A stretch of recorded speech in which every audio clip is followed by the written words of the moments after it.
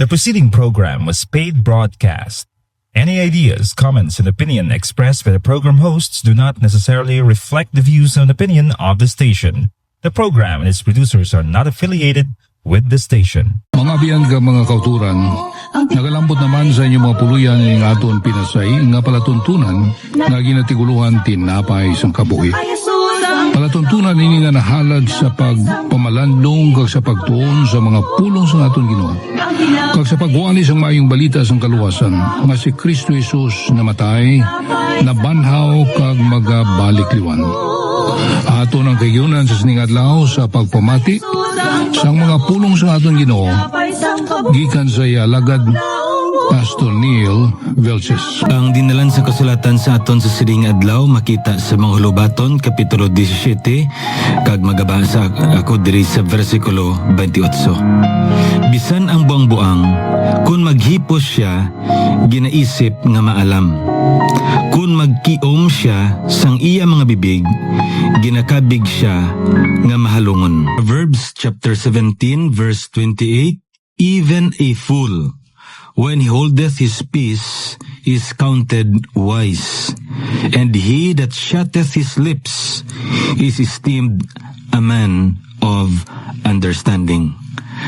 Katawom sang sining dinalan sa kasulatan nga aton subong pagpamalandungan kag ang Hulubaton isa ini ka pinasahigid nga kasulatan sa bilog nga Biblia kay diri naton makita ang laygay sang isa ka maalam nga tawo sa iya nga anak bilang isa ka amay laygay niya ini sa iya nga anak kag madamo diri sing mga butang makita naton nya tam-an gid ka praktikal kag ti nahibaluan naton nya tanan-tanan kita ginakilala naton ang bili sang isa ka maayo nga laygay kag ayan kada isa sa aton siguro nag-enjoy gid magpamati sang laygay sang isa ka maalam nga tawo o kun isa ka tawo nga may eksperyensya sa pagpangabuhi.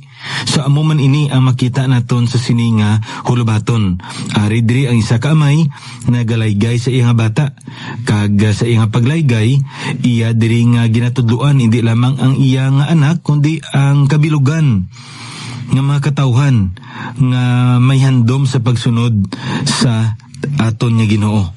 Kag diri naton makita nga ining mga laygay, paglaygay ini o kung pagtudlo ini sa dalan sang ginatawag naton wisdom, kaalam, dalan sang kaalam. Nahibaluan naton nga ang kaalam importante ini. Kag nahibaluan taman niya ang ihibalo, lain man niya sa kaalam.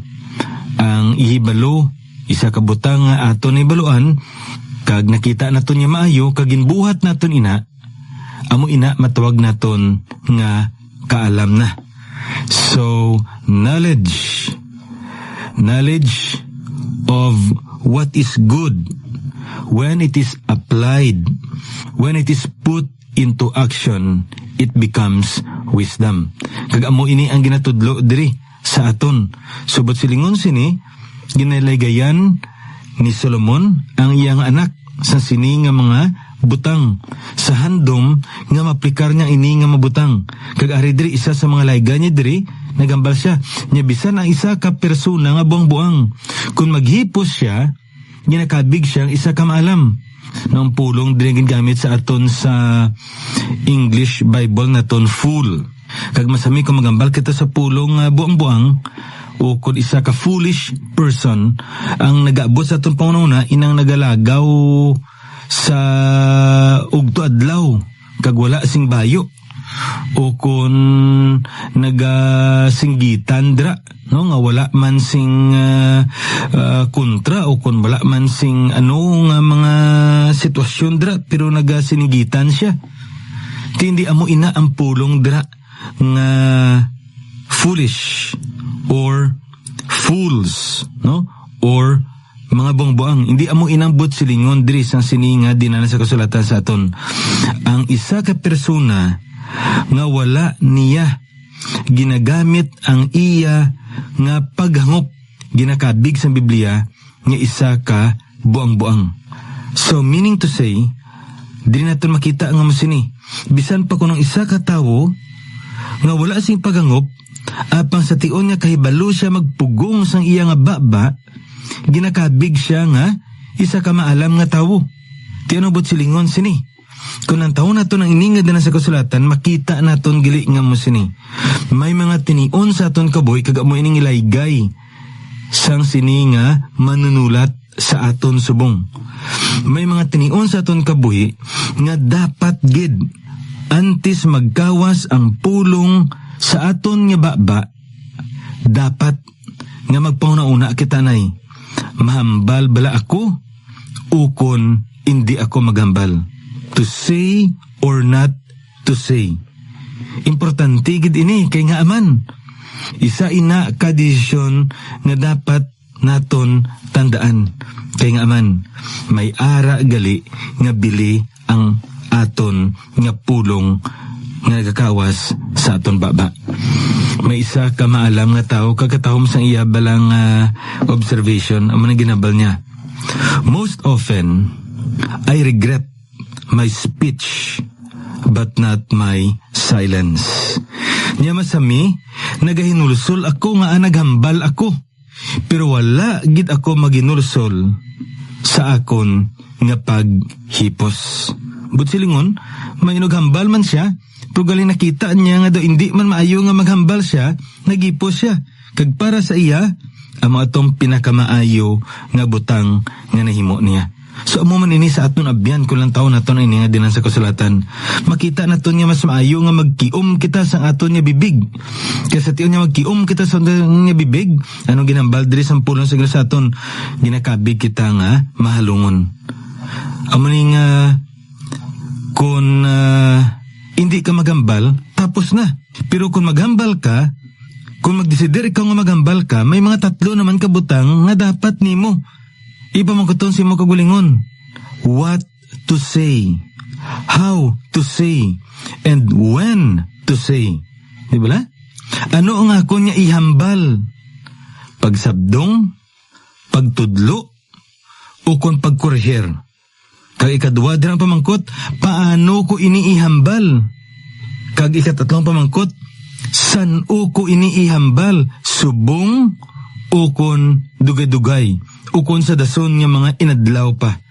Now, ini nga mabutang, dapat naton ini nga ikonsiderar.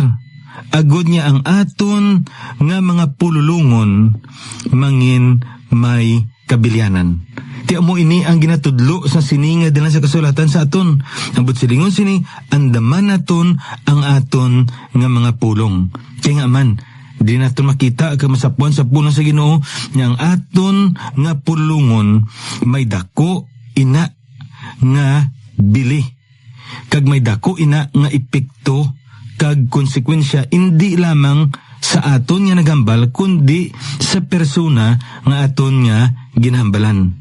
Ti amoy ning aton pagatun-an sa aton nga series of messages sa sininga tion sa Book of Ephesians. Kag bago sina magpamati kita nay sa isa ka ambanon. Yawan ang Ginoo sa sina nga kalantawon ni aton nga pamatian kag nagapahayag ato sang kalipay sang isa ka tumuluo kay naluwas siya. Naluwas siya, hindi tungod sang iya hinimuan, kundi tungod sa hinimuan sang Diyos ni Kristo Jesus digto sa krus sa Kalbaryo. Kag siya amo ang nagbayad sa aton mga kasalanan, kag nagbugay sa aton nga paagi sa ikamatayon. Ikaw kag ako abyan maka-experience sing kabuhi nga wala katapusan nga ginaman niya sa tagsa-tagsa ka mga kanakan niya. Now, ari na kita diri Ephesians chapter 4 kag ang section ni ginatun-an naton halin ini siya sa verse 25 hasta sa verse 32 kag ang topiko diri nga makita naton among ginatog naton diri the practice of new life in Christ, ang kinaugali sang bago ang kabuhi sa kay Kristo Jesus. Kag ang dako din kamatuoran nga aton gid nga masapuan amo nga ang isa ka persona nga nakadangat sa kaluwasan, nga nakabaton kay Kristo bilang iya nga maluluwas. Bag-o na siya nga tinuga, ang daan nagtaliwa na, kag yari karon ang tanan nangin bag-o.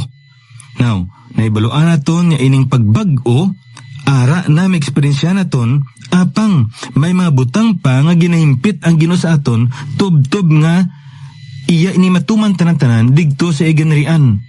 Now, ang ini nga pagbag-o nga makita naton sa puno sa Dios, nagsugod ini sa aton espirituhanon nga pagkabuhi. Kag pagkatapos ini, nakita naton, nagpanalupsop ini, tub-tub sa aton nga mga binuhatan. Gani kung lang taon naton sa pulong sa Ginoo, spiritual formation comes from inside out. What happens in the spirit of man is being reflected in his actions, outward manifestations. So kung sa aton pa, ara na sa sulod. Natabo na sa aton sulod. Kag tungod sini, aton lamang inaginipahayag sa aton nga mga binuhatan. May nadunduman kung quote ginaton balas ang elementary kita, no? Kung ano ang puno, siya rin ang bunga. Ti ano ba't silingon sina? Siyempre kung ang puno paho, mamungagid ina siya sing paho man. Kag amuman ini ang ginatawag naton realidad sa aton espirituhanon niya pagkabuhi. Tungod yara na kita kay Kristo Jesus, bag-o na kita nga tinuga, ang aton nga kabuhi, ang aton nga pagpanglakaton, ang aton kinaugali, ang aton pinamatasan, bag-o man. Kristohanon nga klase sang pinamatasan. Tiari ko lang taon naton, naghatag diri sang kinatuhay permi si Pablo. Kag sa sini nga tion, ara na kita sa ikaapat nga kinatuhay. Una gid nga makita naton, kung ikaw tumuluuna, dapat magambal kasing mga kamatuoran. Kaya nga man, ang kabutigan sa daan na naton niya kinaugali. Sa bag-o naton niya kinaugali, dapat ara kita sa kamatuoran. Ikadua din nga makita naton nga may tungod nga bag-o na kita nga tinuga, ang aton pagpangakig dapat matarong nga pagpangakig, hindi di matarong nga pagpangakig. Kay ang pagpangakig nga di matarong, iya na iya sang daan niya kinaugali. Kag nga ang pagpangakig nga ginatawag naton matarong, iya na iya kinaugali sang isa ka kabuhi nga yara na sakay Kristo Jesus. No, ikatatlo diri nga kamaturan nga nakita naton, amo nga ang isa ka persona nga yara sakay Kristo Jesus, isa sa mga kinaugali niya, amo nga nagahatag siya, nagapaambit siya sa iban. Hindi siya dapat magpangawat. Kaya nga man ang pagpangawat sa daan na iyang kinaugali. Karon nagambal si Pablo nga, hindi kita magpangawat, kundi magpangabudlay kita. Kaya ang pagpangabudlay, gintangduin na sang Diyos sa tagsatag sa katawo. Tumuluo ka man o kundi ka man tumuluo, dapat nga magpangabudlay ikaw. Kaya amo ina ang plano, ang tinutuyo sang Diyos. Sa piyak nga bahin, ang tumuluo, hindi lamang magpangabudlay para sa ikagulingon, kundi palaparon niya ang iya palanaawan. Gamito niya ang iya trabaho bilang isa ka bintana, hindi isa ka espiyo. Kung maglantaw kita sa espiyo, aton ko gulingon ang makita naton. Nagatrabaho ako para maipakaon ako sa akon nga pamilya. Nagtrabaho ako para makabakal ako sang akon propiedad. Akon lang permi. No? Hindi amo sina. Dapat maglabaw pagidira. Paano ina maglabaw? Kung nagalantaw kita dukat sa isa ka bintana nga makita naton ang iban ngayara sa aton palibot kag makambal kita ini wala sa payan nga nagapaningwa man ini gapangabudlay man ini apang may kinawad-on gid dako pang iya kinawad-on sa akon maayo nga makapaambit ako sa iya. Ti amo iniya ang tinutuyo sa Ginoo sa isa ka tumuluo nga may ipaambit man siya sa iya nga pagpangabudlay.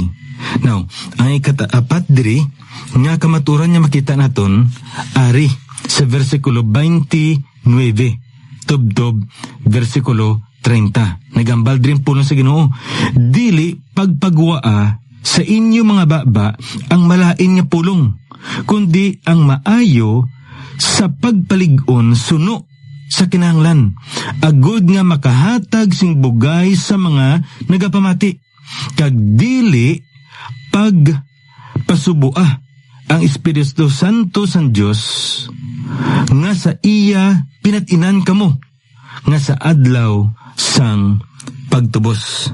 Ti ano ini? Diri natin makita nga mas ini.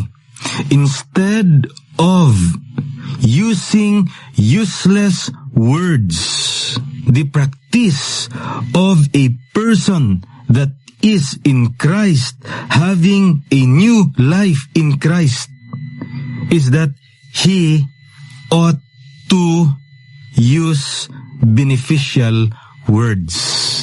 Imbis gali nga magkawas ang mga wala pulos nga mga pulong sa yababa, ang ginatudlo diri sa pulong sa Ginoo sa aton nga dapat ang aton nga mga pulong nga nagakawas sa aton baba, mga pulong nga naga sugata sa mga kinahanglanon sa iban nga aton ginistoryahan o kon sa mga nagapamati makahatag sing kaligunan.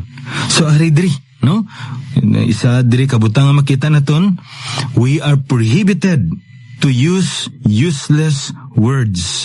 Na ang pulong diri nga gingamit sa aton nga King James Bible, among pulong nga corrupt communication. Now, katahong balas ang paglaragway ni Pablo sa aton sang pulong diri gali nga corrupt. No? Kay kung lang taon naton ining pulong nga corrupt niya ginhambal sa Biblia sa aton, this refers to vegetables or fruits that are rotten or foods that are expired. Di ang pulong digali nga gingamit sa aton nga corrupt, no? Sa aton nga Ilonggo nga Biblia malain. Ang paglaragway diri ni Pablo sa iya nga panahon daparos gali sa mga ulutanon o kon sa mga bunga, no? Nga sa diin ano na rotten, kung sa aton pa overripe na ina kag nga dunot na siya, o kon paryos sa mga pagkaon nga expired na, kung sa aton pa nga gamiton naton siguro nga term na panos na. Ting pamangkot ano ang ginahimo naton sa pagkaon o kon sa prutas o kon sa gulay nga panos na o kon dunot na, iserbe pa naton sa aton bisita modo kabudlay na nga obrahon kay hindi amo ina iya ang ginaobra naton, amo nga ginahaboy naton ina, we discard them, we throw them away. Why? Because it is not good. Hindi na siya maayo, no? Hindi na siya magamit. Kag nga kung kanon pa naton ina makahatag kalainan sa aton nga health, sa aton nga panglawas nun. Now, amo ini kun aton lang taon gali kung paano naton, kung ano ang ginaobra naton sa panos nga pagkaon o kung sa dunot na nga mga prutas, amo man ina ang obrahon naton sa mga pulong nga malain. Ano obrahon naton? Talikda naton ina. Hindi na naton pagimuon. Kaya nga man, hindi na makatag benepisyo. Ti ano ini nga mga pululungon? Sometimes ining mga lahog-lahog bala nga lain na nga kolor. Andaman naton ina. Kau kay isa may mga pamuyayaw nga ginagamit sa iban nga tawo Kag may posibilidad nga sundon taman. Ti hindi na maayo. Sa una nga panahon, 1930s, 40s, no? Ang pagpamuyayaw, hindi na pwede. Kag ginadumilian. Pero pag-abot sa mga 1960s, 70s, do okay na lang. Hasta nag-abot subong sa aton, do bahin na lang na iya sa pagpangabuhi. Ti anon mo, kay amo gina siya. Total, gambal na siya nga, do wala man na iya sa bungog niya. Do ginadikorar nila pagkatapos ang hambal niya, may sugpon niya muna. Ti, okay naman na. But you know what? For a Christian, that's not. Why? Daan ta na iya kinaugali. Ti ari pagid. Kung isa, nagapato-pato kita, ti hindi ina maayo. Kaya nga man ang pagbutang-butang o kung ang pagpato-pato, isa ka butang nga matawag naton corrupt communication. Malain nga mga pululungon. Magambal kita sa isa ka butang, kag sa paghambal naton daw amo ina ang kamatuoran, pero gali ka hindi amo na ang kamatuoran. Delikado na, kaya nga man. That's part of corrupt communication. Kag nahibaluan naton nga hindi inaiya amo ang kabuhi sang isa ka tumuluo. Ang isa ka tumuluo, lain ang iya nga pagpangabuhi. Amo ni kun ato ng taon, diri na tumasapuan nga si Santiago mismo, dira sa Santiago 3. Nya ang dila, do pero sa isa ka kalayo. Anong kalayo? Makasugod lang gamay, insigida, anong matabo? Hindi na makontrolar. Amo man ina ang binutig. Amo man ina ang isa ka batasan yung isa hindi natin makontrol ato ni dila. Anong katabo? Nagalaptada yun. Di ba? Amo na nga sa Salmo naghambal na siya. Salmo 141 versikulo 3. Andami ang akon nga baba. Nga amo sina. Kanibaluan niya hindi sa kabalo magkontrolar sa iyang baba. Kag makontrolar lamang ina kung matugyan niya sa aton nga Ginoo. Amo na nagambal diri sa Mateo kapitulo 12 versikulo 34. Katawom sini ginambal bala sa aton ni Ginoo diri. Amo na ginambal niya. Kaysa kabuganaan sang tagipusoon nagapamulong ang baba. Ti anong but silingon sini? Kung anong ara sa aton ni tagipusoon nagapahayag ina pagi sa aton mga baba. So the point is this: a foul mouth is an evidence of a foul heart. A clean mouth is an evidence of a clean heart. Tiari diri, ti sino ini ang makahugas, sino ining makatinlo, sino ining makakontrolar. Ang aton gid lamang nga Ginoo, kay siya mismo ang naghatag sa aton sing kaalam, sing kusog kakabakod nga makontrolar naton ina. Amo ni abyan ko lang taon naton sa pulong sa Dios. Isa ka matuoran diri nga makita naton yang musini. Ikaw kag ako may ara gali kita nga responsibilidad nga aton nga punggan ang aton kaugalingon nga magkawas sa aton mga baba ang mga pulong nga hindi maayo. Corrupt communication. Kaya nga man, kung isasaon natin ang pulong sa Diyos, masapuan natin nga hindi inaiya bahin sang bag-o naton nga kabuhi. Amo niya kung aton lang taon sa pulong sa Ginoo diri sa Filipos kapitulo 4 versikulo 8. May lahigay diri si Pablo na tuhoy sa ginatawag naton aton nga pagkabuhi bilang Kristohanon. Filipos kapitulo 4 versikulo 8. Amo na ginambal niya diri sa aton.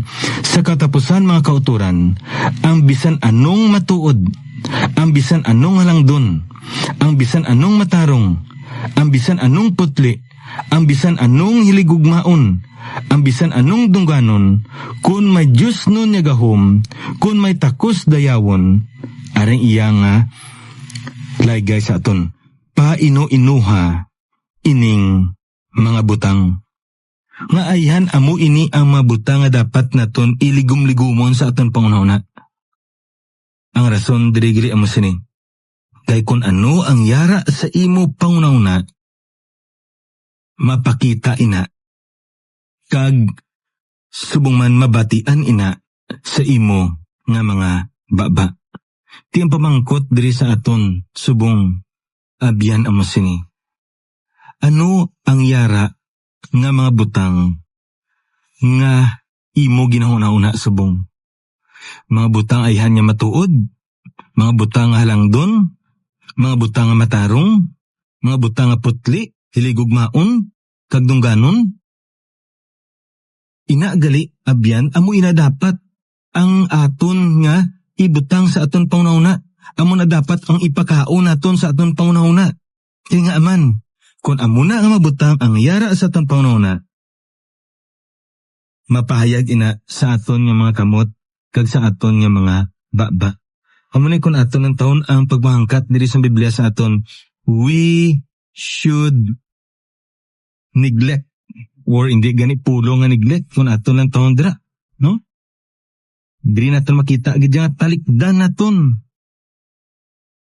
Anong talikdan naton? Talikdan naton ang hindi maayo nga mga pululungon. Kag ari ang laygay ni Pablo sa aton. Kag aton nga himuon nga halambalanon ang mga maayo nga mga pululungon. Tiabyan, sa madason niya pagtuon naton sa puno sa Ginoo, tun-an naton ano ini ang ginatawag naton diri beneficial words. We are commanded, prohibited to display corrupt communication, useless words. On the other hand, we are encouraged to display beneficial words. So sining nga pagtuon naton sa pulong sa Ginoo, amo ning aton nga natun-an. Sa madason, we will study what are these beneficial words nga ginhambal ni Pablo sa aton. So sa madason naman na pagtuon naton sa pulong sa Ginoo, ini ang inyo lagad sa kanginan, Pastor Neil Vilches. The Lord bless you.